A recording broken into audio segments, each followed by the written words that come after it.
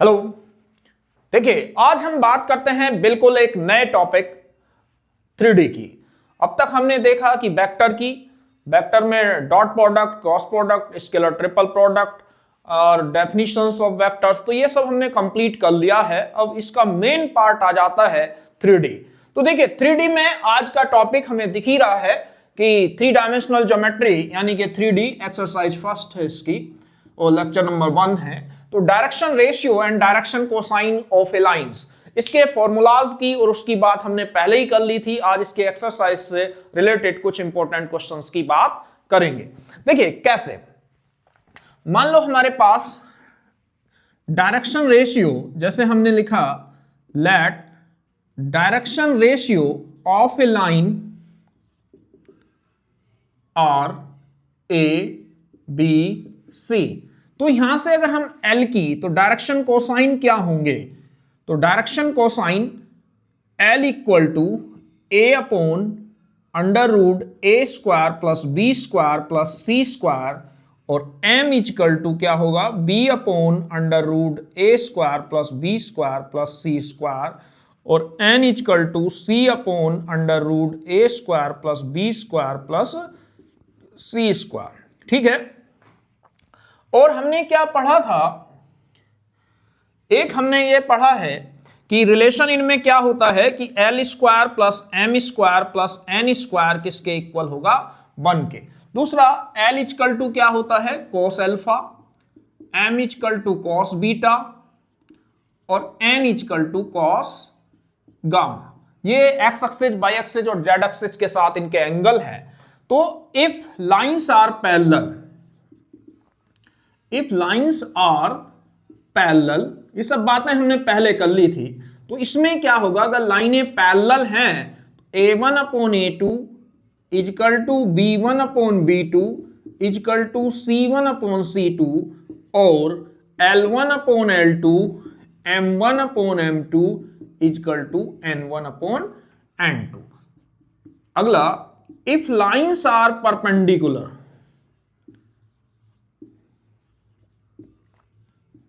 अगर हमारी लाइन से परपेंडिकुलर हैं तो क्या होगा? a1 a2 b1 b2 c1 c2 is equal to 0 और l1 l2 plus m1 m2 plus n1 n2 is equal to कितना होगा? 0। तो ये हमारे पास जो है कुछ आइडेंटिटीज हैं जो कैसे होती हैं, किस प्रकार से फॉर्मूलाज आते हैं, इनकी बात हमने वेक्टर स्टार्ट करने से पहले की थी। तो आज इससे रिलेटेड कुछ क्वेश्चंस की बात करते हैं। जैसे क्वेश्चन नंबर फर्स्ट देखिए, तो क्या कहता है पहला क्वेश्चन? इसमें सबसे फर्स्ट क्वेश्चन है हमारे पास। देखिए,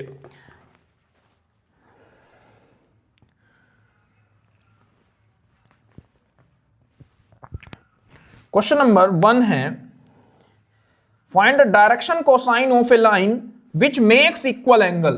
कई बार एग्जाम में आया हुआ है। तो क्वेश्चन नंबर 1 है, find the direction cosine of a line which makes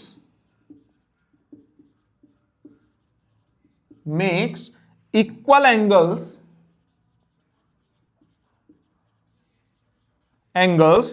with the coordinate axis, with the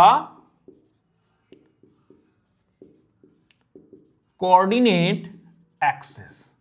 ठीक है। तो जब इसकी बात करता है तो इसके अगर सॉल्यूशंस की बात करें तो उसने कहा कि इनके एंगल इक्वल हैं, यानी कि अल्फा इक्वल टू बीटा और equal to gamma equal to हमने कितना मान लिया? थीटा। तो यहां से cos alpha is equal to cos beta is equal to cos gamma. ठीक है। यानी कि इसका क्या मतलब हुआ? L is equal to M is equal to N। तो L square plus M square plus N square is equal to 1। मान लो हमने इसे X मान लिया तो कितना हो जाएगा? X का स्क्वायर, तो ये कितना हुआ? तो एक्स स्क्वायर की वैल्यू 1/3 यानी कि x इक्वल टू अगर अंडर रूट ले लें तो प्लस माइनस 1/√3। तो यानी कि L equal to M equal to N equal to कितना हुआ 1/√3। तो इस तरीके से अगर हमारे पास इनके इक्वल्स एंगल्स हैं तो इस तरीके से हम उसकी वैल्यू कैलकुलेट कर सकते हैं। अब देखिए क्वेश्चन नंबर 2 क्लियर है। तो इसके बाद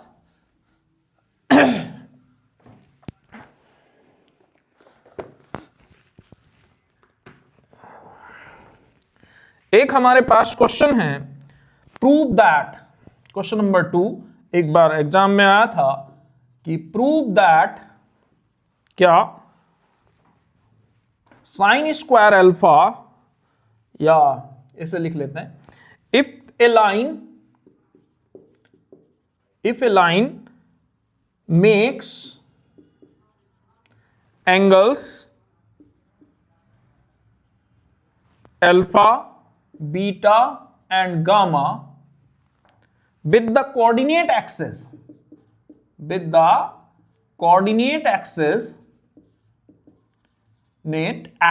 बहुत इंपॉर्टेंट क्वेश्चन है एक्सिस। then prove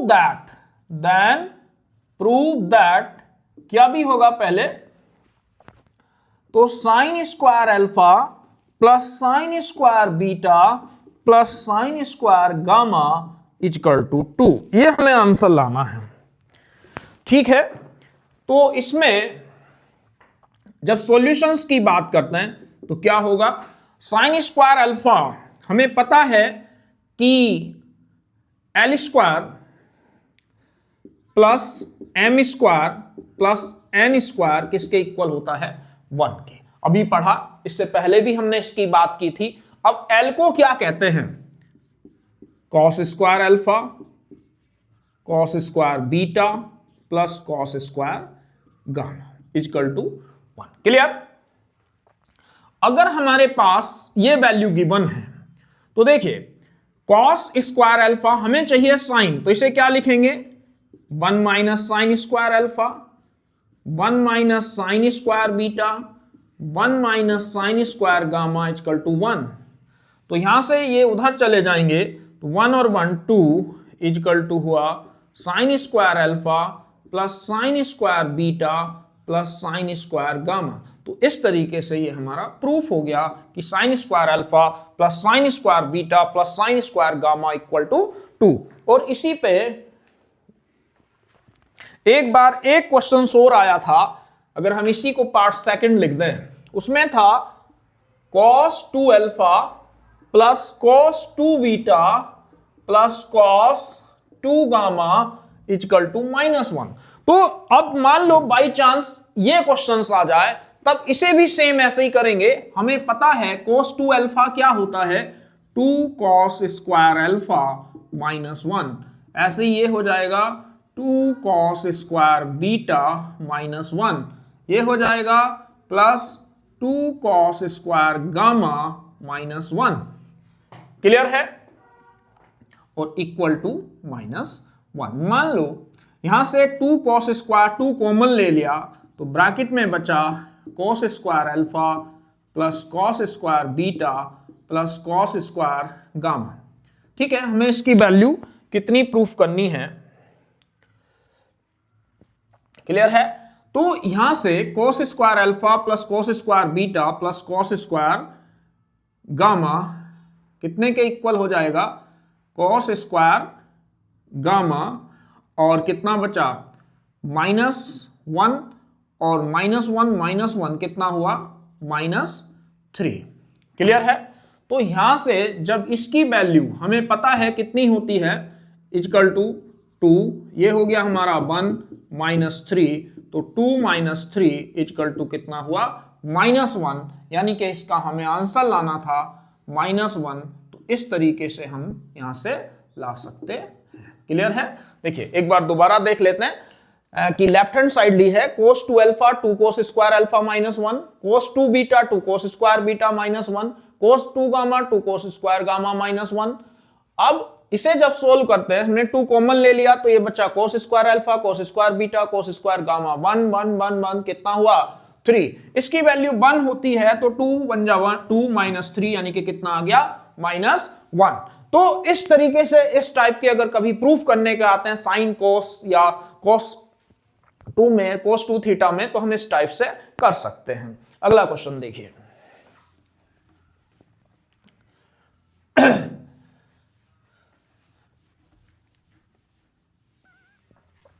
तो यहां क्वेश्चन नंबर 3 कहता है, देखिए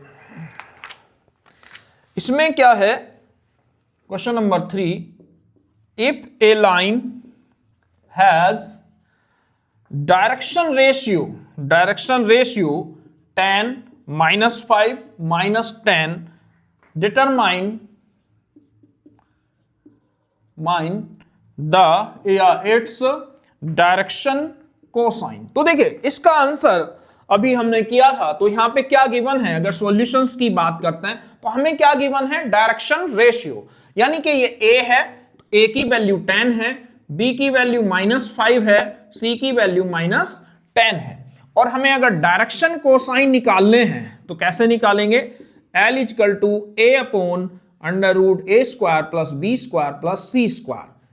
ठीक है, तो यहां पे आ गया 10/a का स्क्वायर कितना हुआ, 10 का स्क्वायर प्लस -5 का स्क्वायर और प्लस -10 का होल स्क्वायर, यानी कि कितना आ जाएगा, 10/10 का स्क्वायर 100 प्लस 25 प्लस 100, तो कितना हो गया 225। और जब ये 225 आ गया तो यहां से आ जाएगा L = 10/225 का √15, यानी कि ये हो जाएगा 5 2 जा 10, 5 3 जा यानी कि 2/3। ऐसे ही अगर m निकालते हैं तो ये होता है -b/√a² + b² + c²। b की वैल्यू -5 तो माइनस +5 और ये हो गया 15, तो कितना आंसर आ गया 1/3। n = हुआ, तो c की वैल्यू कितनी हो गई हमारे पास -10 और ये आ गया 15। तो इस तरीके से हम आसानी से इस टाइप के क्वेश्चंस को सॉल्व कर सकते हैं। अगले क्वेश्चंस की बात करते हैं। तो जब ये तो था कि जब उसके डायरेक्शन रेशियो गिवन हो तो कैसे डायरेक्शन कोसाइन हम कैलकुलेट करते हैं। अगले की बात करते हैं, उसने कहा कि find the direction cosine of a line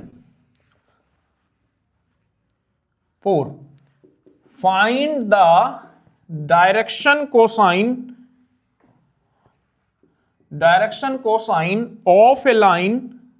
of a line passing through the point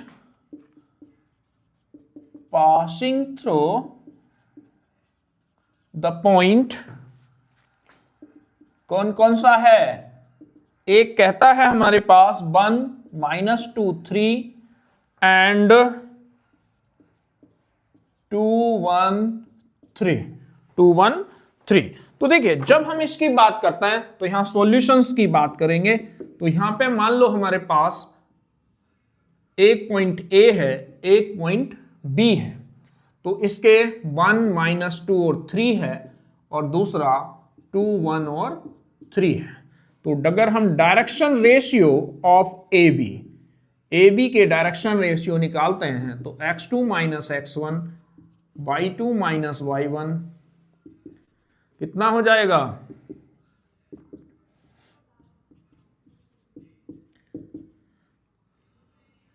2 - 1 1 3 0, ये आगे 3 निकल के 1 3 0। अब ये A है, ये B है और ये C है, तो direction cosine of a line कैसे निकालते थे, क्या होते थे, L, M, N। इसका फॉर्मूला a/√a² + b² + c²,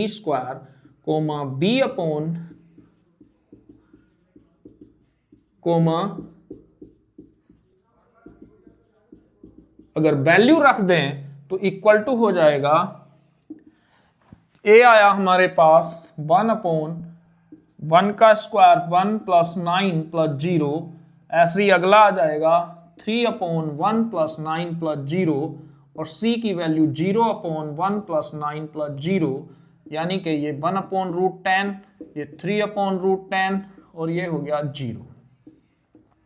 ठीक है, तो इस तरीके से हम इसकी वैल्यू कैलकुलेट कर सकते हैं। अगला क्वेश्चन देखिए, क्लियर है? तो जब कभी इनके पासिंग पॉइंट या इनिशियल और फाइनल पॉइंट दे रखे हो तो पहले हम डायरेक्शन रेशियो कैलकुलेट करेंगे, x2 - x1, y2 - y1, z2 - z1, फिर इसके बाद हम इसमें LMN की वैल्यू कैलकुलेट कर देंगे। अब एक दो क्वेश्चंस इसमें एंगल से रिलेटेड हैं। क्या कहता है देखिए,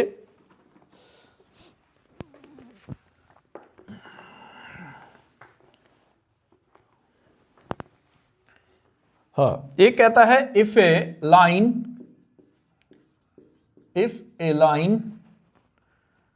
makes angle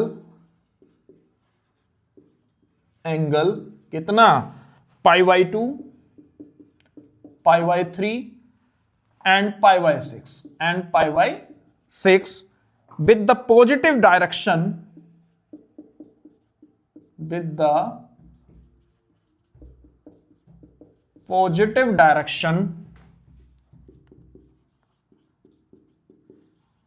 positive direction of x, y and z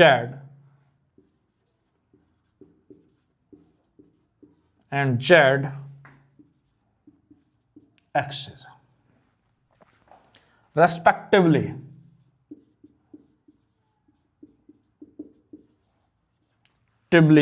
Find the direction cosine.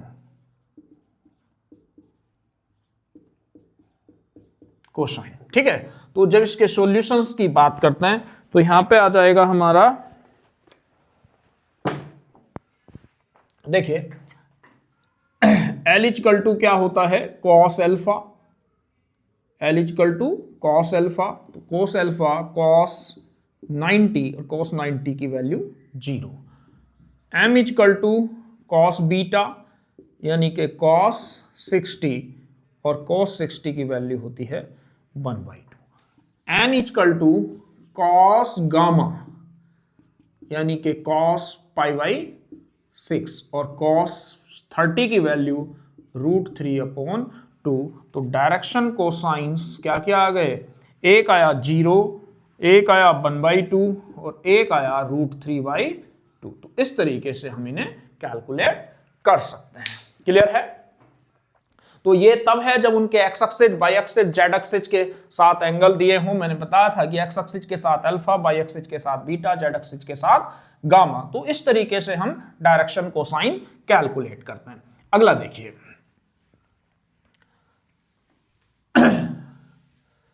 अब हमारे पास एक क्वेश्चन की ओर बात करते हैं।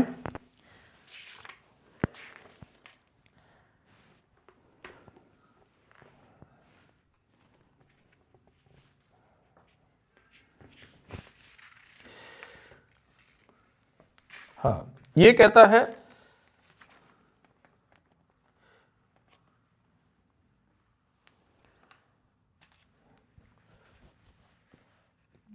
Question number 6, right the direction cosine of a line joining the points